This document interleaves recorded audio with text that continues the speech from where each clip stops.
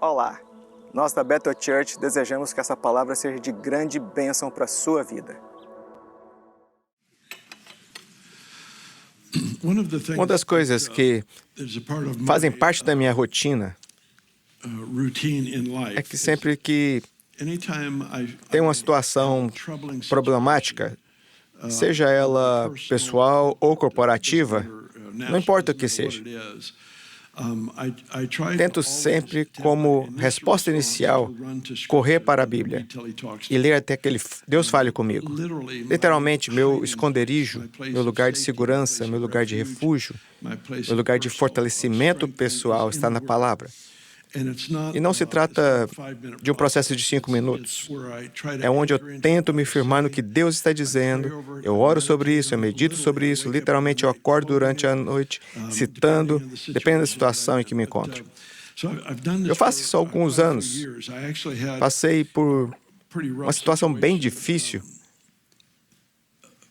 talvez 12, 13 anos atrás. E me lembro de ler os Salmos de 25 a 35, 11 Salmos. E os li várias vezes. E eles pareciam me alimentar tanto, me encorajar tanto.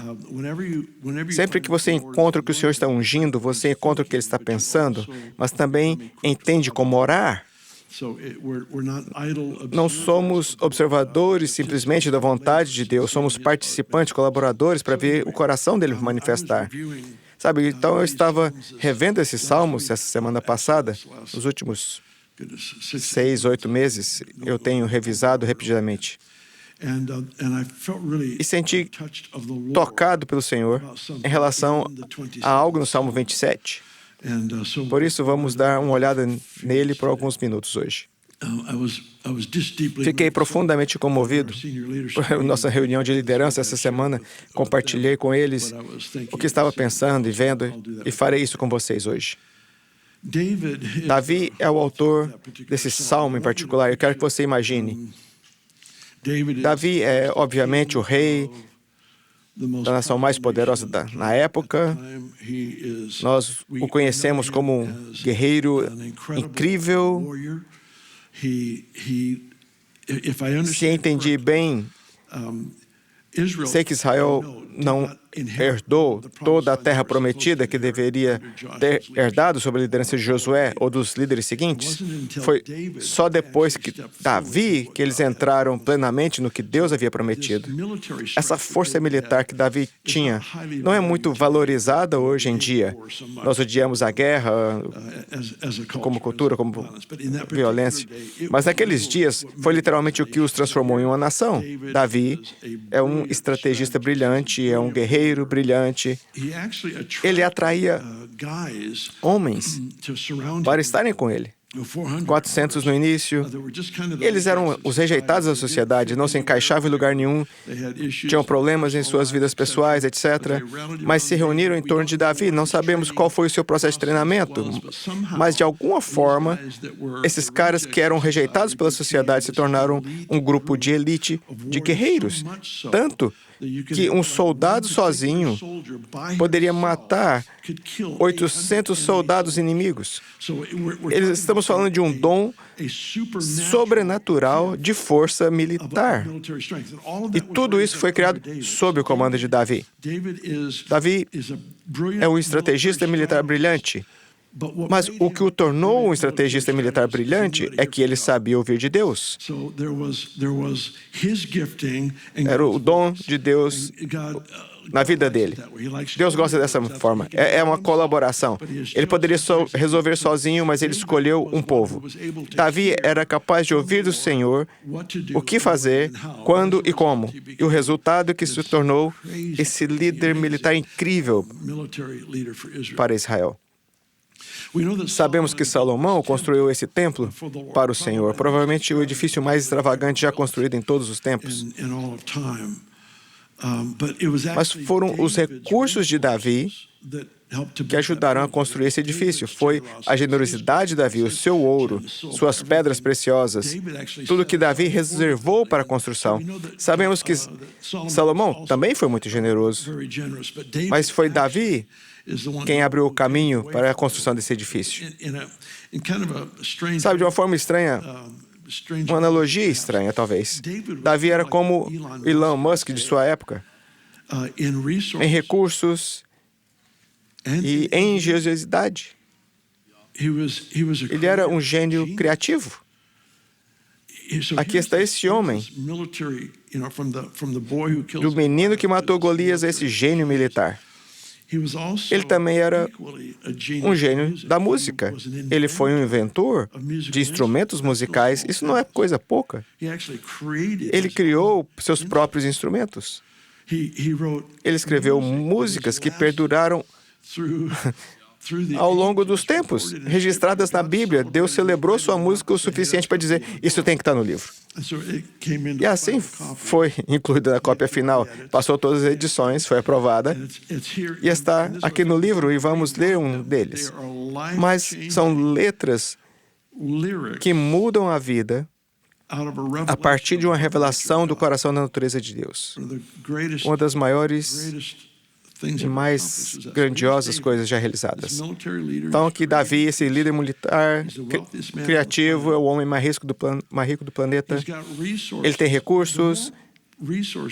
Quanto mais recursos você tem, sejam pessoas, dinheiro, título, posição, todas essas coisas aumentam as suas opções. Se você é pobre e tem um problema, se é pobre em favores, pobre em título, posição, dinheiro, pobre em todas essas coisas, você tem muitas poucas opções quando você tem um problema.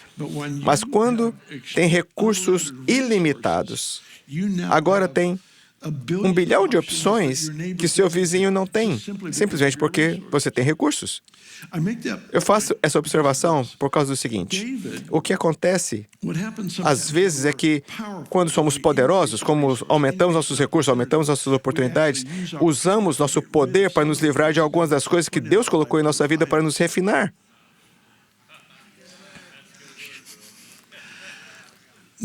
Nem todas as portas que Deus abre são para que entremos.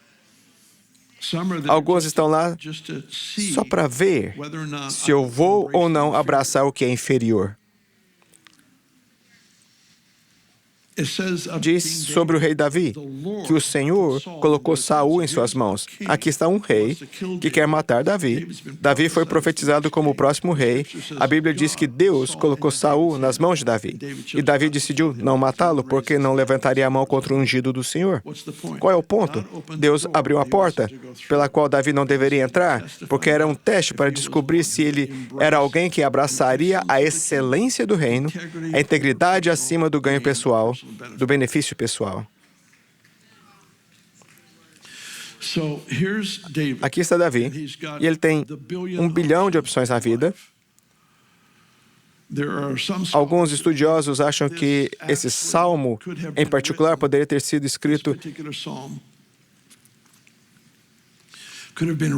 poderia ser escrito quando Absalão se levantou contra seu próprio pai.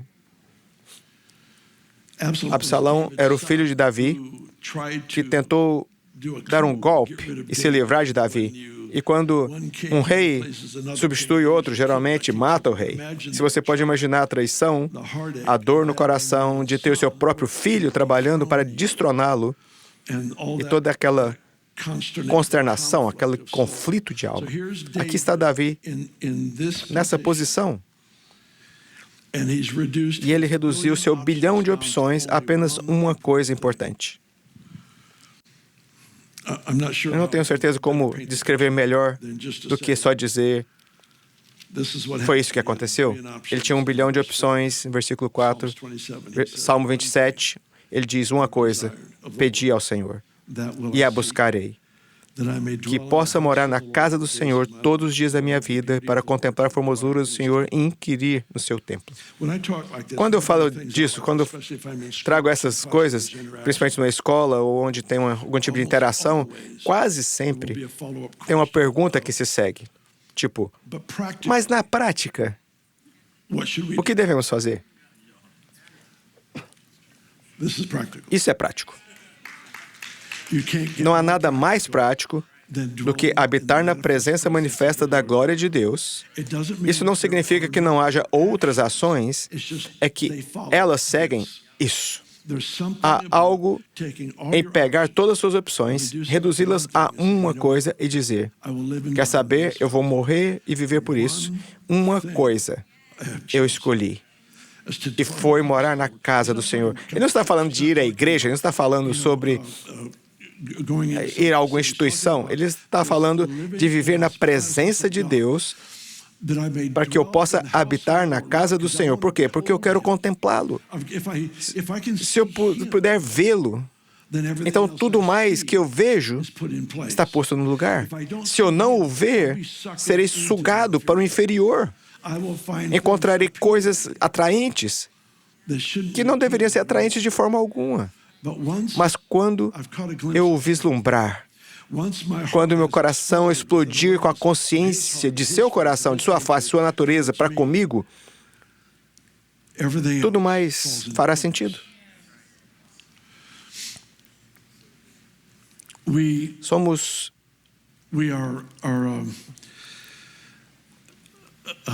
Somos um povo que enfatiza a presença do Senhor constantemente. E acredito que é, na verdade, nosso sistema de valores. E vivemos. Eu vou descer, então, se você puder cortar o microfone por um momento. Eu não quero matar pessoas. Aqui vamos nós. Vivemos com o valor da presença do Senhor. Agora, nesse exato momento, eu tenho plena consciência de que o Chris está aqui. Reconheço sua presença. Reconheço que ele está aqui e valorizo o fato de ele estar aqui. Mas há uma diferença entre a minha consciência da presença dele e a minha consciência de sua face. Há uma diferença. É um foco refinado. É algo mais do que a consciência de Deus. É estar focado naquele que me chamou para si. Isso é diferente, isso é diferente. E o que ele diz é: eu quero morar na casa do Senhor para contemplá-lo. Mais adiante, nesse salmo em particular, vamos examiná-lo agora mesmo. Ele diz, no versículo 8, quando tu disseste, buscai o meu rosto, o meu coração disse a ti, o teu rosto, Senhor, buscarei. Quero que veja esse salmo dessa forma. Versículo 3. Ainda que o exército me cercasse, o meu coração não temeria. Ainda que a guerra se levantasse contra mim, nisto confiaria. Uma coisa, pedi ao Senhor. Qual é o ponto? O ponto é que essa decisão sobre uma coisa está no meio de um conflito intenso, no meio de grande distração. Momentos como esses são aqueles em que estamos procurando por opções. Se ao menos eu pudesse fazer uma ligação, se pudesse ter um cheque, se eu pudesse entrar em contato com essa pessoa, se alguém me ajudasse com essa reconciliação, seja o que for, temos uma longa lista de coisas que precisam ser feitas. Mas o que me impressiona muito é porque o homem que tem os recursos ilimitados para cuidar do seu próprio filho, se necessário, para aliviar a pressão que poderia sofrer, opta para não fazer isso, para se livrar desse rei Saul, que persegue por 13 anos. Ele tem a capacidade e a oportunidade dada por Deus para eliminar esse problema. Ele não o faz. Em vez disso, ele refina seus valores a essa uma coisa. Uma coisa. Uma coisa. Eu peço ao Senhor. Há uma coisa que eu busco. Eu reduzi a isto. Habitar na casa do Senhor. Contemplar sua beleza e inquirir em seu templo. Quero que a presença de Deus molde como vejo as coisas e como eu oro.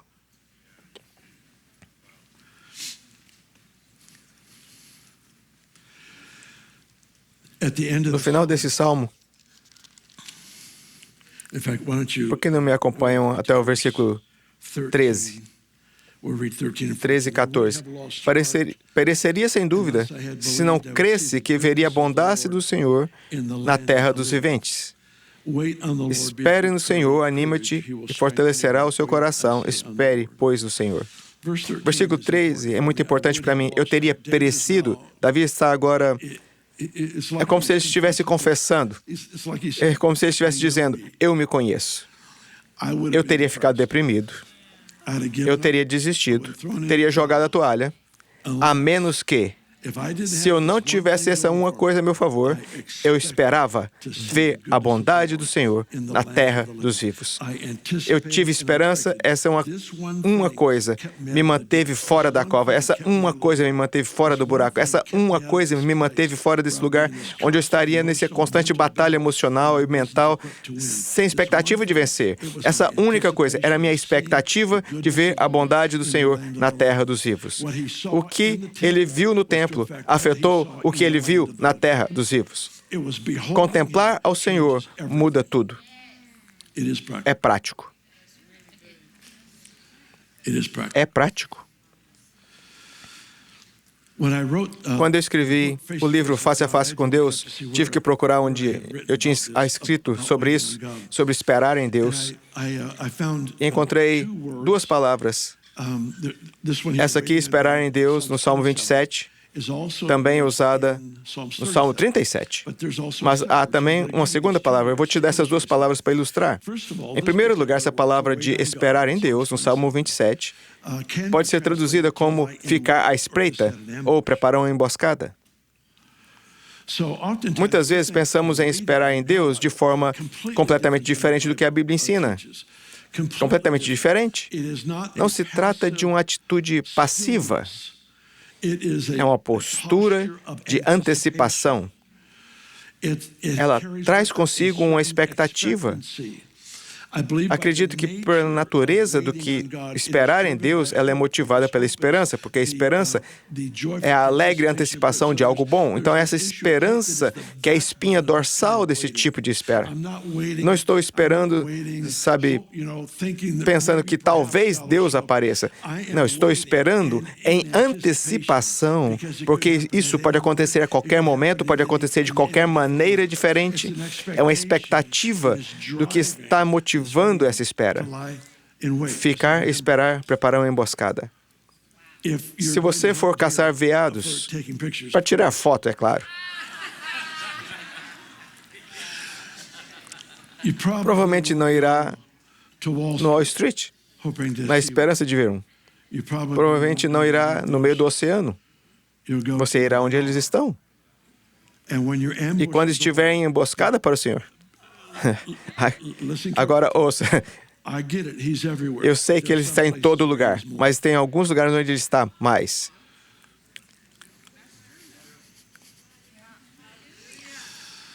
Ele diz, quando me buscares de todo o vosso coração, serei achado por vós. Ele disse a seus discípulos em João 14, eu me manifestarei a vocês, o que significa eu me tornarei visível. Eu vou me certificar que estar no meio do caminho que você estiver caminhando quando está procurando por mim. Eu vou me certificar que eu seja aquele que você encontre. Não é uma violação da sua soberania, é cooperar com seu plano predestinado. Eu serei encontrado por vocês. As pessoas são criticadas o tempo todo por ir em diferentes lugares do mundo para ouvirem o que Deus está fazendo ali. Isso é sabedoria, isso é se chamar esperar em Deus.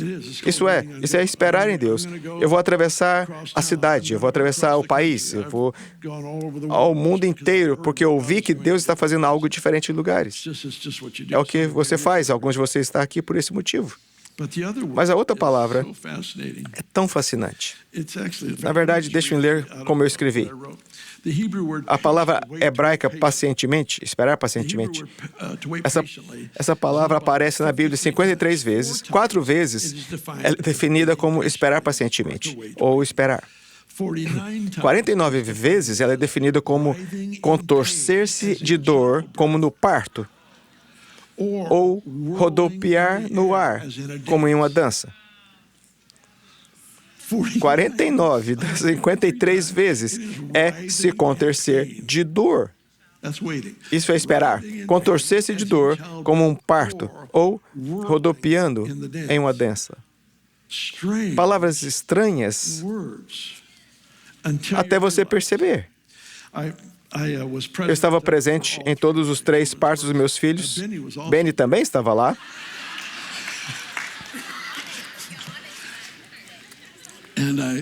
Eu nunca me esquecerei de quando Lia nasceu. Estávamos em um consultório médico, mas era uma casa, e ele não estava lá. A parteira estava lá, havia um monte de gente ali no fundo, e Benny estava lá, e eu era o seu treinador, como eu havia feito nos outros 2 anteriores. Ela estava no meio dessa contração, e eu cometi o erro de voltar minha atenção para outro lugar na sala, e esse aperto mortal no meu braço me fez lembrar de que há apenas uma pessoa significante no mundo para mim nesse momento. E é a minha esposa. E eu me arrependi tão rápido, voltei imediatamente e ajudei. Sabe, com a respiração. Por quê? Porque se contorcer em dor, honestamente, o foco delas, o foco intenso delas, que as permite suportar essa dor horrível. Foco intenso. Como rodopiar uma dança?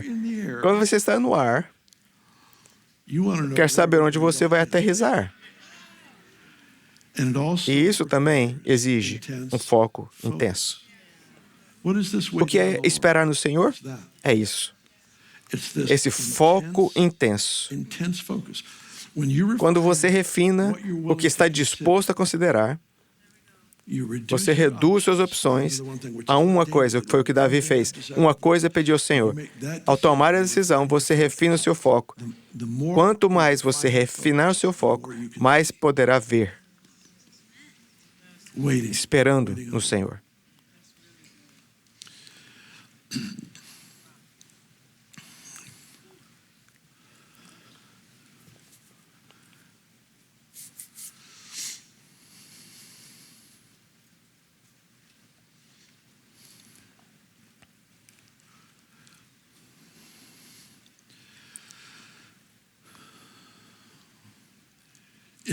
Nos últimos dias, ou seja, nos últimos anos ou mais, tenho sido acordado à noite mais vezes do que eu gostaria de contar, sabe? E geralmente faço uma das 3 coisas. Geralmente pego a Bíblia, qualquer coisa que o Senhor me traga à mente, mas especificamente essa seção da Bíblia, Salmos 25 a 35. Pego algum desses versículos para falar. Muitas vezes volto meu coração para o Espírito Santo que está comigo, e nesse lugar de adoração, nesse lugar de afeição, sua presença começa a se manifestar. Algo que comecei a fazer há 1 ano, talvez, foi citar no meio da noite o que chamamos de Pai Nosso, o modelo de oração que ele nos ensinou a orar com seus discípulos. E nem sei bem porquê, acho que é sempre uma boa oração, não acho que ele ensinou para que nós memorizássemos e orássemos, mas ela cria limites bíblicos de oração para o meu pensamento. Então eu fico ali deitado à noite e começo a orar. Pai Nosso. Às vezes faço uma pausa em cada frase e amplio. Deus, o Senhor é nosso Pai. O Senhor não é só meu Pai. Eu faço essa oração por toda a minha família. Pai nosso, que estais nos céus. Santificado, reverenciado, celebrado é o seu nome. Venha o seu reino. Seja feita a sua vontade. É o seu coração, sempre foi seu plano, deixar seu mundo influenciar este. E eu estou de acordo com o que o Senhor está fazendo. Que a sua vontade seja feita aqui, na minha casa, em meu corpo, em minha família, em minha cidade, nessa igreja. Que a sua vontade seja feita como é no céu. O pão nosso de cada dia nos dai hoje. Não nos deixe faltar nada. Que a abundância de seu reino seja vista e mensurável em tudo o que dissermos, em tudo o que fizermos. O pão nosso de cada dia nos dai hoje. E perdoe as nossas dívidas. Deus, precisamos de perdão constantemente. Estamos determinados a perdoar outros. Perdoa-nos assim como perdoamos os outros. Não nos deixe cair em tentação. Deus, o Senhor sabe onde somos fracos. O Senhor nunca gostaria que nos fazer tropeçar, mas o Senhor também conhece as coisas que são atraentes para mim e que não deveriam ser. Proteja-me de situações em que eu não teria pressão desnecessária sobre as minhas tomadas de decisão. Não me deixe cair em tentação, mas livre-me do maligno, porque seu é o reino, é o seu poder, é a sua glória para sempre. Amém. No meio da noite. O que acontece na maioria das vezes é que eu volto a dormir em algum lugar entre Pai Nosso e Teu é o reino.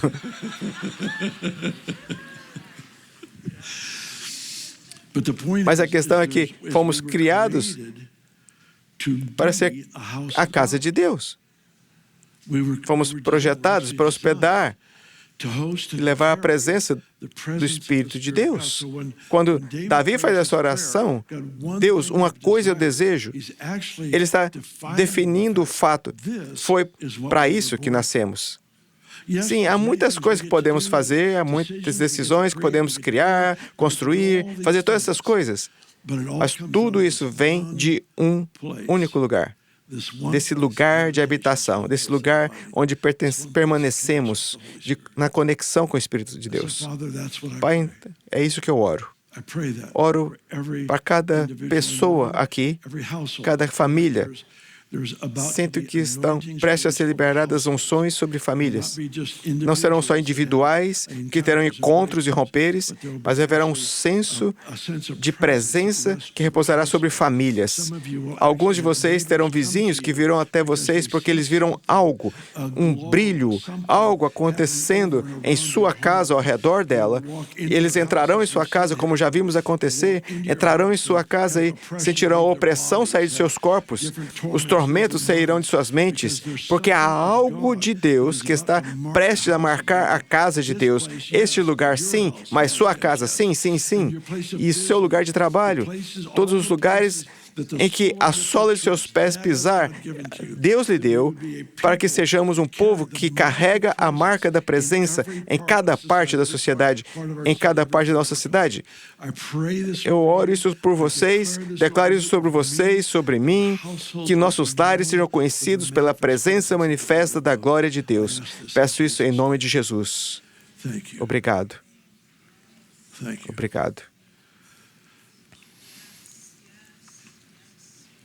É importante que eu faça essa pergunta antes de terminar. Se há alguém aqui que nunca tenha sido o que a Bíblia chama nascido de novo, você nunca se tornou um discípulo, um seguidor de Jesus, você não sabe o que é ser perdoado do pecado, não sabe o que é estar completamente livre do pecado, de todo o tormento, dos problemas que você enfrenta na vida, você não sabe o que é isso, mas você quer. Então eu quero que você, onde você esteja, levante a mão.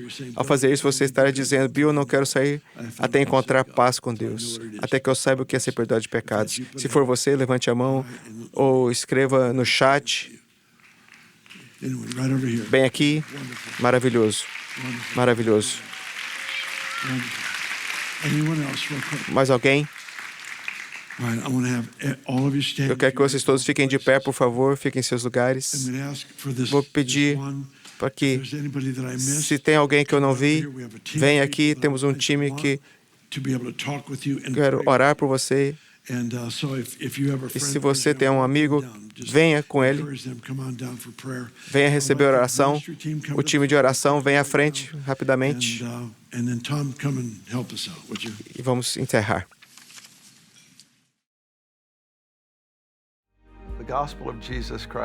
O Evangelho de Jesus Cristo é a boa notícia. É o fato que Jesus tornou nosso lugar pela punição do pecado, para que pudéssemos entrar no seu lugar de vida eterna. Convido agora a se voltar o seu coração para o Senhor Jesus e dizer: Te recebo como meu Senhor e Salvador. Deixo todas as partes da minha vida que não te honram e vivo intencionalmente para servi-lo, honrá-lo, para celebrar como meu Senhor e meu Salvador.